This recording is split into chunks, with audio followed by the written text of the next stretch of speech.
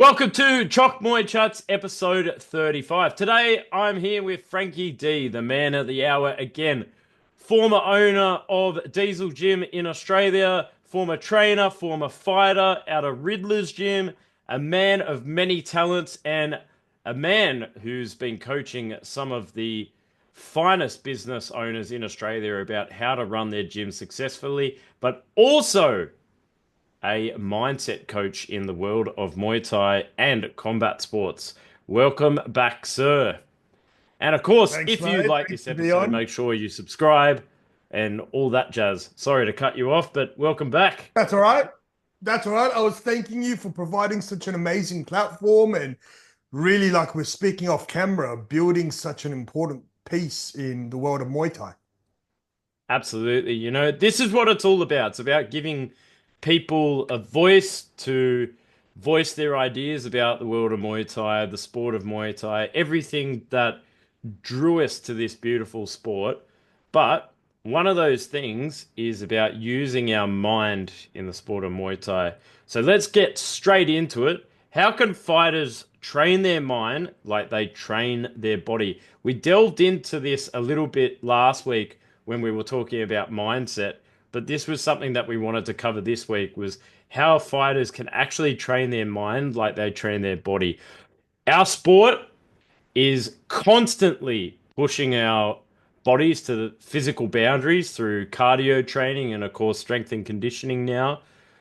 How about this old computer up here? Look, really good pickup. So last week we did speak about it, and something we mentioned, the age-old saying that hard work beats talent when talent doesn't work hard. But mindset is absolutely the missing piece. Like without the right mindset, even hard work and talent fall short. Like you were saying, most fighters, they train their body like animals, hours on the bag, sparring rounds, strength and conditioning. Like we said, and we spoke about it, and this is one of the questions I always pose. What percentage is physical? What percentage is mental? And the physical at best is only 20-30% of this game. Fight night comes, fighters freeze. And that's predominantly because they never train their mind. Mental toughness isn't something you're born with, it's something you build. Like you were Mm. saying, just like your cardio, just like your clinch, just like your fight IQ, you need to train your mindset with the same structure and intensity. The best fighters, the best athletes, the best business owners, they don't just hope they're mentally strong. They work on it every single day.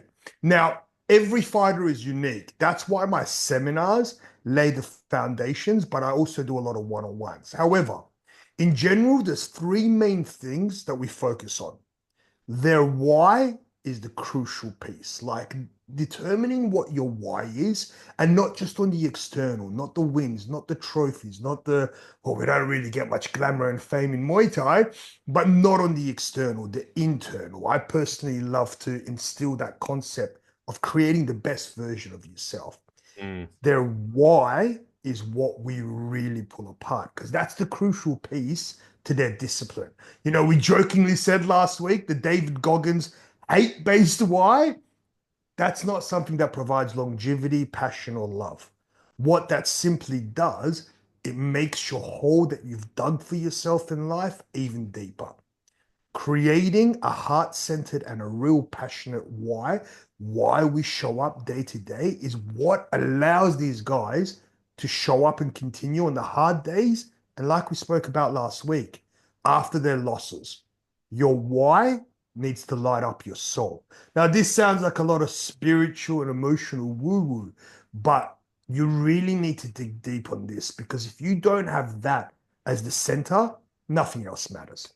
Absolutely. I think that's a really important point to make because a lot of people, especially in the Western world of Muay Thai, their why is because they're running from something or they're fighting their demons. And I think this is a really important point to make that you have to have a greater why than just battling your inner demons. And I think that's an important distinction to make because Pinky talks about this in a video that he made. And I think it's about not just running from something, but facing those and getting beyond that and creating a bigger why. That's just my opinion. No, 100%. Look, one of the elements that I really plug into this is my years of my personal journey and all Mm, of the shit else that went on in my life. Sorry again for swearing. that's okay. Don't worry about it. Um, but the psychology that I've studied, my master's in counseling, really understanding how to deal with your Mm, demons. Like the concept is, and the visualization is, you don't bury your demons. You sit there and you make friends with your demons. mm, Like you bring them to life. You show them love, compassion, and you make them such a driving force. And this goes on to my second point because those demons, if you don't deal with them properly, if you just tie them up in the dark, then they're gonna provide a lot of negativity in your subconscious. And the mm. subconscious is what comes into the fight. Like I always tell fighters, you fight 5 threes in a fight. You even remember 30 seconds of the fight? Like you replay your fights and you're like, I don't even remember doing half of that. So your subconscious is what's on play, and your demons that you've tried to bury and exile and remove from your soul, instead of bringing them to the light, the concept of psychology, bringing your shadow to the light, that's what creates the negative self-talk. And Mm, that's the second thing that we really work with all these fighters. Reframing their negative self-talk, it's in all of us. Once we're aware of our subconscious self-talk, we can absolutely and easily tap into it and reframe it. Like there's a famous psychologist called Carl Jung, and I don't want to butcher his quote, but he goes, as long as the unconscious remains unconscious, you would live your life based on it and call it fate. mm, So pretty much once those demons and once that self-talk dictates everything you do in your life, you just call it fate. mm, And I'm not mentally strong, I'm not fit, I'm not good enough, I'm not strong enough. The imposter syndrome, what happens if they catch me out? Like all of these things riddle all of us. But the big difference is there's enough ways to actually sit there. And the most important part is become aware of it. And this is what a lot of fighters need to understand. Like, if your cardio shit, you go running. If your mm, clinch game's bad, you go live in Thailand for a few months. Like, if you got a bad guard, you work on your guard. But if you're showing up and your brain is just constantly letting you down, that's something you absolutely need to work on. And the third component I really like to work on with these guys is what I call improving their baseline. And again, this is about really working on their mindset because we have a good day, we have a bad day, we have average days. Everyone can perform on the good days. mm, Everyone can find motivation on the average days. But on the days that you're struggling, which is most fight camps, like on the days that you're really hurting, like you're suffering, like you don't want to be there, really learning how to reframe those voices in your head to improve your minimum performance over the time of your career, that's what makes the difference. mm. So I'm sure, how many fights did you have yourself, Joe? 17 pro. Perfect. So out of those 17 fights, how many fights did you show up feeling good, feeling down, feeling in between? Or were you just peaking and at your best performance every single fight? Depending on the weight cut. Absolutely. Depending on Depending on the so many weight cut. different factors. The weight cut, the opponent, what you had before, your misses, like so many different variables in life kick in. If you can consistently, and I refer to this to the mental lockup, like when you show up to training and you practice this, or when you show up to your fight, whatever's happened outside, whatever circumstances, you put it into your mental locker and you show up as a world champion every single time. And that way, improving your baseline prepares you to show up and perform at a world championship level Mm, every single night. And if you look at the graph of success, we always say this, it's up, down, up, down, up, down.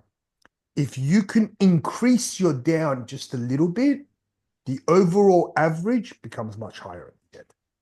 mm.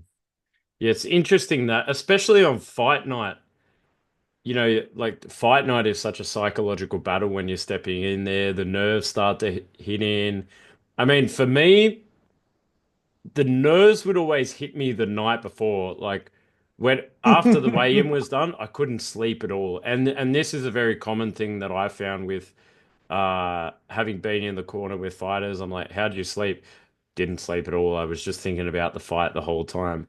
How Yeah, do we absolutely. prepare fighters for the actual psychological warfare that's going on the fight night or the fight day?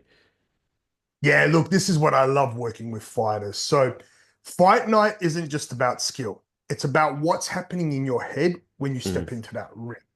And every fighter feels it. The smell of the Thai oil, the mm, moment before you walk out, your heart racing, like breath getting shorter, your mind starts fucking with you. But the best fighters, they don't panic, they don't crumble, they control it. And mm, it's because they train for this moment. Mental preparation, breath work, visualization, fight week rituals, they put in the reps just like they do with their striking and grappling. So when fight night is where the mind separates the weak from the strong. And I mm, want to refer this, I've got a real love-hate relationship with Conor McGregor. And for all the Muay Thai enthusiasts, you guys know exactly what I mean. Like, as an athlete, as a warrior, as a striker in the mm, UFC, in MMA, amazing. mm, As a personality, well, look, that's a whole other conversation. But there's one quote that I always refer to for the fighters. And he was going up for his first title. And if you remember McGregor's early career, he ran through that division. mm, Like he was a nobody. And within 9 months, he'd already beaten everyone and was in the title shot. mm, And the commentator was sitting there and he goes, "Aren't you nervous? Like you've literally come out of nowhere, done the unspeakable through the ranks, and now at the record time, you're going up for a title fight." And what McGregor said still gives me chills. And it's the mentality that I instill with my fighters that I work with for 3 to 4 weeks leading up to fight night, where we build up visualization and guided breath work for them. He goes, "What have I got to be nervous about? I've practiced in my mind tomorrow night 1,000 times. mhm, I've won in my mind tomorrow night 1,000 times. I'm just going to show up and play out one more time what I've already done 1,000 times." This is where it makes the difference. So, what I work with my fighters, one element is plugging in the mental training every single day at training itself. The other is going through the full visualization, and we do it with breath work and not like meditation monk kind of breath mm, work. We get the mm, heart elevated, we bring the heart rate down, we get the heart rate elevated, and we go through the full ritual, showing up to the venue, stepping in, seeing the ring at the same time, getting the Thai oil massage, hitting the pads, adrenaline going up, the Mongkong and the robe coming on, bringing the energy back down, standing behind the curtains, waiting for their name to get called out, walking out into the ring, staying calm as the lights are on them, doing their Ramoy, white crew, ref mm, gives instructions, the intensity of the fight going through their mind, the recovery, their bulletproof mindset, and most importantly, at the end, the ref putting their hand up, the feeling they get, the emotion, the victory, how all of it is worth it. mm, They visualize that entire process every single day. And it's not about a rehearsed process where you show up and if something goes out of whack, it's wrong. It's about feeling the emotions, controlling your heart rate, feeling the emotions, feeling the confidence, feeling the emotions, and then feeling that win. Like if mm. every single night when you're struggling in fight camp, you feel truly in your bones the win, the feeling of that win, it just makes everything that little bit easier. And what about fighter case studies? Have you got real world impact about this ritual and real world examples of how this has actually worked for fighters? Yeah, look, I've seen fighters go from mentally weak to mentally unbreakable Mm, just by making change, and that's training their mindset. I'll give you the most recent example. So I've got a couple of extreme ones. Actually, mm, I'll go back to one of my favorite. So one of my fighters in Perth, WA, Grant Jones, the mm, Thais named him Grant Never Die Jones. So there's actual footage of this online. Like Grant wasn't good on pads, wasn't the fittest, Mm, didn't have the best fight IQ. But when we used to build up his mantras and his mindset as one of my fighters, we used to get him to write out his mantra and what he wanted to feel and think like per round. And he used to finish every round with, "He can't hurt me. He can't mm, hurt me." Now, if you ever saw Grant at training or in life, you can't hurt him. Like, mm, you can't hurt him. His first state title fight, goes into the fight, underdog, gets three dislocated knees throughout the fight. So there's actual footage of this. He mm, gets kicked, goes down, knee pops out of place. He pops his knee back in, gets up and starts kicking the guy. Happened three times. Won the state title. Went off, did 6 months of rehab, put too much weight on the other knee, came back, fought for the WBC title, popped his knee out twice. So mm, literally dislocating his knee himself. The second time that this happened in the WBC fight, he'd popped it back in and got it up so quickly that the ref hadn't had a chance to put a count on him yet. Stood up and started kicking the guy off that leg. Like, that's that kind of bulletproof mindset. mm, Like, when you truly, and I use this example, and when I say it at seminars, I'm like, guys, this is like an extreme case. Like, I remember Eugene Eckelboom 15, 20 years ago fought a Thai, a big Thai. Like, back then, fighting a big Thai was rare. It was for his WMC title defense, world title defense. Fought so well, but the Thai kneed him so hard that after that fight, Boom had to go to hospital, got stitches all the way up. He had internal bleeding. mm, But Boom's mentality was staunch as hell. Like, you couldn't stop him. Now, mm, those are quite extreme cases that I use because people have to really understand the mentality and what your mind can achieve. Like, if your mind believes you're not going to get hurt, you will not get hurt. But a really good example recently, Buddy Holland. mm, Buddy Holland fought 1774, fought for the WBC state title. It was a rematch. We worked with his mindset from his last rematch to this one. And this is going to the more heart-centered approach of your why. With Buddy, it was all about him believing the best version of himself. So a week before his state title fight, he openly said, he goes, "Man, I don't care if I win or lose. I'm so fucking proud of who I am today that I absolutely love this and can't wait to show up. Like, as mm, soon as I get my hands on him, I'm going to tear him apart because I love this." mm, That love and passion we instilled back into him was massive. And he went through, and if you watch the state title fight 6 months ago and the rematch now, like, not that much improves in skill. Like, you can't do that much at that level fighter in 6 months. But you watch his energy, the way he fights, the way he finishes his opponent. I think in the third, the way he's standing around in the corner as they're having their rest round, and he doesn't want to sit down. Like, he's ready to jump on him. Like, mm, that whole mindset approach was just amazing. And look, we've all seen it time and time again. Like, the world champions aren't necessarily the fittest or look the best on pads. They simply have minimal variability between the performance at training mm, and the performance at fight night. mm, You know, we spoke about the other week the three pillars: physical training, tactical training, and actual strategy. And the mm, fourth one being mindset. Like, the difference between these three, performing or not performing on fight night, is mindset. mm, Like, it is all mindset. You can have, and I always use Sanchai as the perfect example. You can have an elite level fighter that looks incredible in every single fight, goes into the ring against Sanchai. Sanchai's a god to most of us. mm, Sanchai starts his fakes and his tricks. This fighter looks like a punch drunk amateur all of a sudden. mm. We've seen it time and time again. And you also have a 5 week mindset coaching program. Is that a fast track program? Because you were saying, with Buddy, it takes a while to develop a fighter's mindset. It's not a thing that happens overnight, but there's a 5 week mindset program. Is am I right in believing that? Yeah, yeah. Look, it's funny because it's incredible. Like, I was dealing with one of the boys, Cody, tonight, and within 2 weeks, his performance in the gym his mindset, his belief, his passion is already transformed.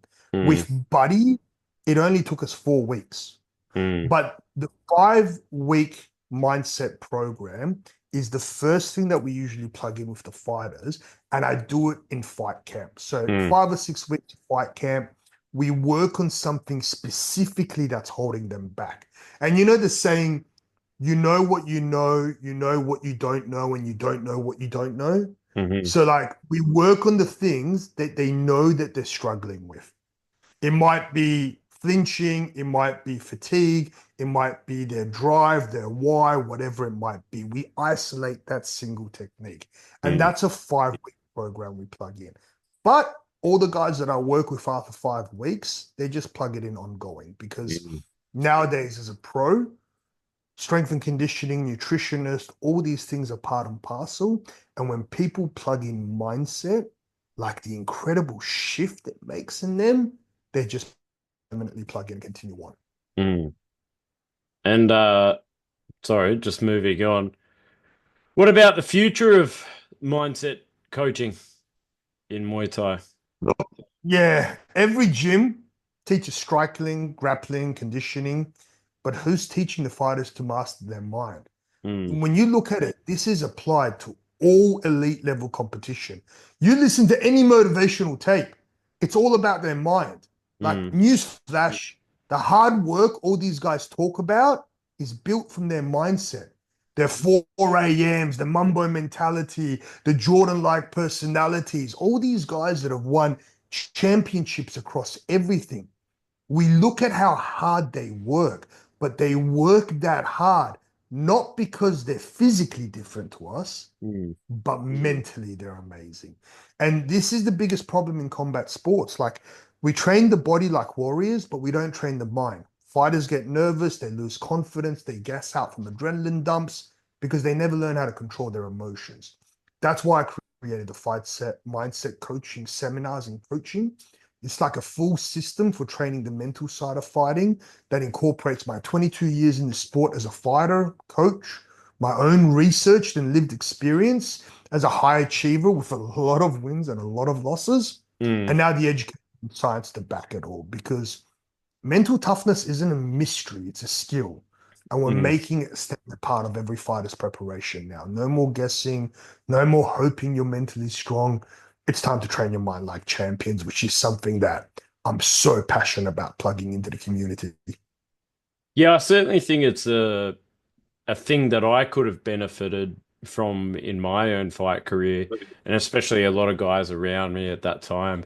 I mean, we just didn't have access to that kind of stuff at the time. We probably did, but it would have been a lot of uh, self development or self research, self investment, going and reading books. But you know, now there's individuals like yourself who are actually able to guide people in the right direction. What are some takeaways for fighters and coaches for all of this as we wrap up this 4 part series?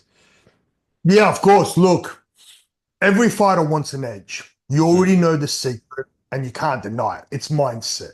But are you actually training it? Like you want to perform better, start training your mind. You want to fight without hesitation, start training your mind. You want to stop second guessing yourself, start training your mind. This isn't woo-woo positive thinking. mm, It's about real proven strategies, mental rehearsal, science-backed breathwork techniques, fight week focus drills.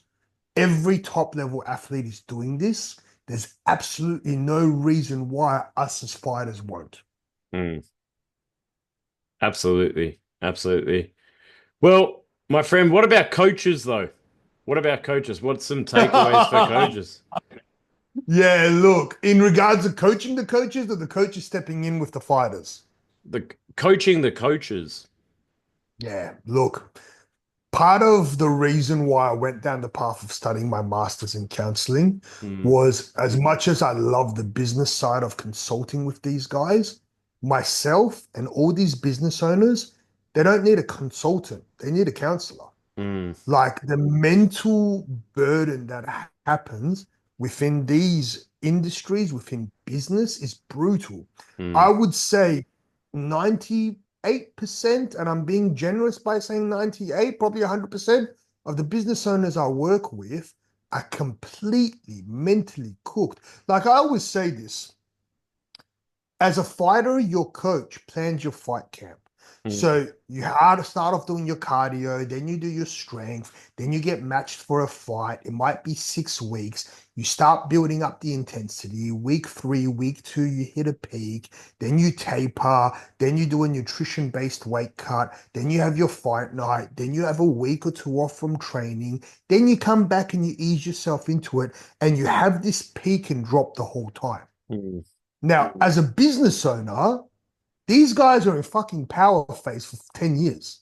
mm, Like they're peaking the whole way through and they wonder why they're completely burned out. I always tell them, I go, if you gave me a top level Australian champion fighter who had all the potential, skill, fitness, everything you could ever want in a fighter, and you put him into back to back power phase and fight camps every 2 weeks, no rest, no break, no taper, no weight cut, no nutrition, and just got them doing power phase constantly. What mm. would happen to that fighter in 6 months? Absolute They burnout. They won't come back. burn out. They They'll won't never come back come to the back. gym. They'll hate it. They'll leave the sport and go, why am I ever doing this? Yet the business owners think they can perform at that the whole way through. Like, unfortunately, and this is what burnt down Diesel, and this is what I'm so passionate about. Like, if you don't work on your own mental health, Mm, everything around you collapses. And then you can't help the people around you. mm, Like, as a combat sport business owner, you're the leader of that business, your employees, your own family, your fight team, your reputation. Like, you're leading so many people. And the hardest part that I had to accept as I watched everything fall down around me was because my nervous system and energy levels and mental health was cooked, mm. it was destroying everything around me. This is such an important component. If these guys take anything away, take the fact that they have to build their own fight camp, which includes rest and recovery. Mm. Yeah, I think that's a really valuable point. If you can't help yourself, then you can't help those around you. That's a very, very underspoken value in our sport is taking rest. You know, we're constantly harping on about hard work beats talent, but you've got to look after yourself. Recovery is just as important as the work that you're putting into it. So, 100%. It creates longevity, it creates skill, it creates improvements. mm, There's a real ego in our society and especially in our community mm, about how hard you can work and outworking everyone. And mm, it's not based on results, it's based on never ever resting. mm, I always refer to it strength-based training. So when you do a strength-based training, imagine every single day for a year, you go in and try to hit your PB. Like every single day, you're doing a 1 rep max, hitting your PB, hitting your PB. You don't improve. The whole reason your system improves is because you build to a peak, you hit that peak, you rest and recover, but where you start from is a little bit higher every time.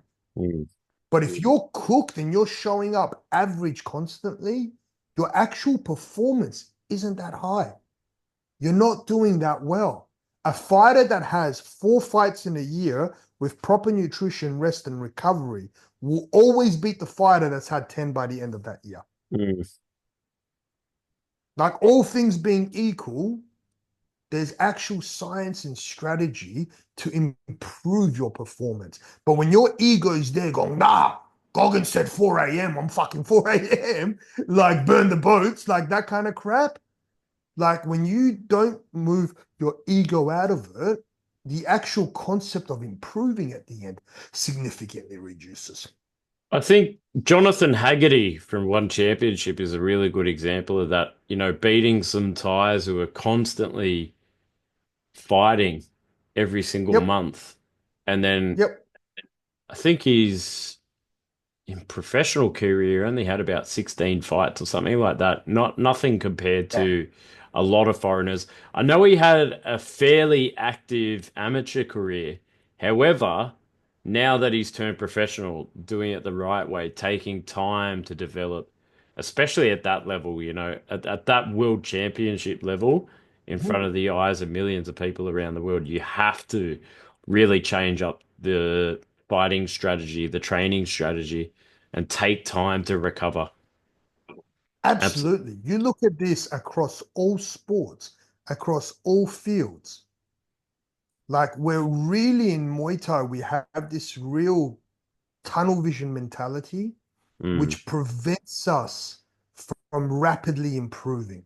Until now, everything I feel like over this past 5 years has massively changed. Don't get me wrong, the old school, the OGs of this sport, especially in Australia, mm, paved the way for us. And in a lot of ways, they're like our parents. Like you can't be upset at your parents for the shit they put on you because they didn't really know any better. mm, And our OGs in this sport didn't have sports science, didn't have nutrition, didn't have strength and conditioning, and absolutely never spoke about mental health. mm, Now it's inevitable because when I speak to all of these fighters and business owners, it is clear as day they're all struggling with their mental health. mm, And there should be absolutely nothing wrong with going, hey, I'm struggling here. I need some help. mm, Because as soon as you find the courage to do that, their improvement is rapid. Most of our suffering is coming in the denial of that suffering.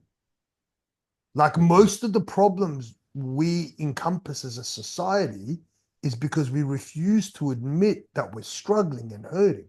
As soon mm, as we bring that to the surface, it alleviates a lot of the stress, and then we can put a strategy towards making it better. mm. Absolutely. Absolutely.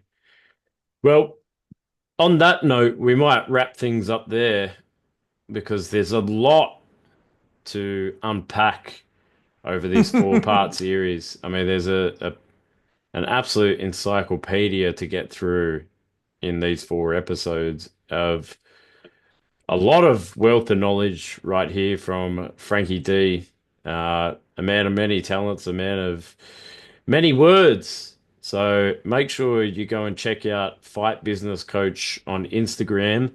And of course, his new project coming out, his fighter mindset coaching. So I'm Joe Comerford, commentator at RWS. Rajadamnern Stadium, Lumpini Stadium, formerly Omnoy Stadium, content creator, just general Muay Thai fan and man of the people. Thank you, Frankie D, for coming onto the podcast.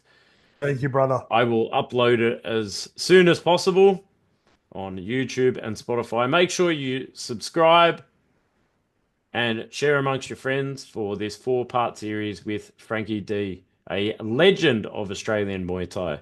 Thank you very much.